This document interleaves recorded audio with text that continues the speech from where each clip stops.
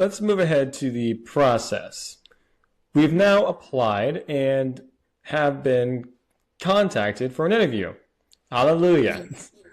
Yes. What are the what are, what are the five do's and the five don'ts about how to conduct yourself during an interview? Yes, and I've written down some things that I just want to share because I don't want to miss any of this.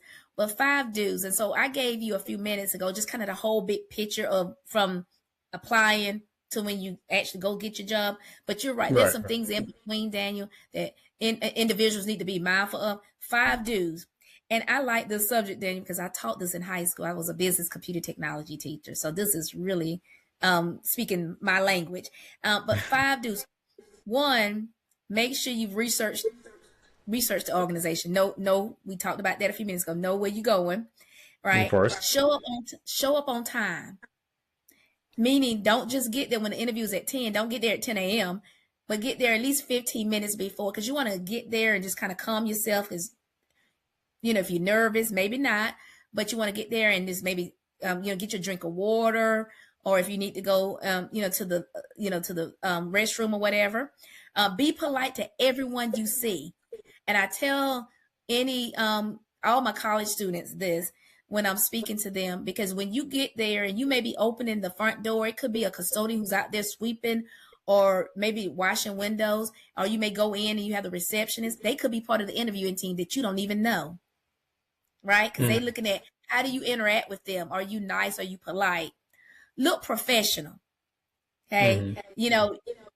I've always said a good navy, black, neutral, gray color, beige is always nice. And dress for the job you want to get. It's be professional in dressing. When you get into the interview, good handshake. That's still good, right? I know in COVID people are a little cautious, but a good handshake always speaks that you're extending yourself and you're looking forward to the conversation. Answer questions concisely and admit when you don't know something.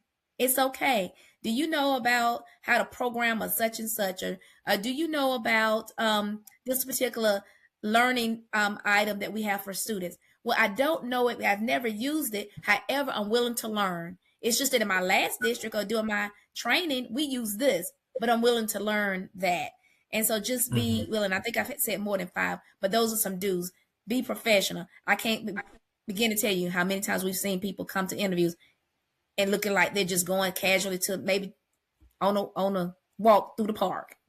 And so we need to make sure that we're mindful of being professionally dressed when we go to an interview. Mm-hmm. And then five don'ts. You want me to talk about five don'ts? Yes, ma'am. Yes, ma'am. Okay. Don't be late. Please don't be late, because that shows that you're not respectful of others' time. You're showing up late for an interview. And then be nice. So don't be rude to people. Don't talk too much where you're dominating the conversation and you only got the one question and they can't ask you more. And then don't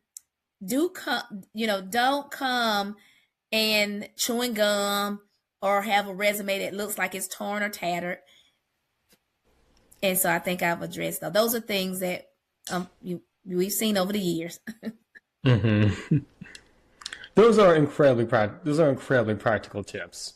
And I will be posting them on our social media channels so everyone can benefit from them.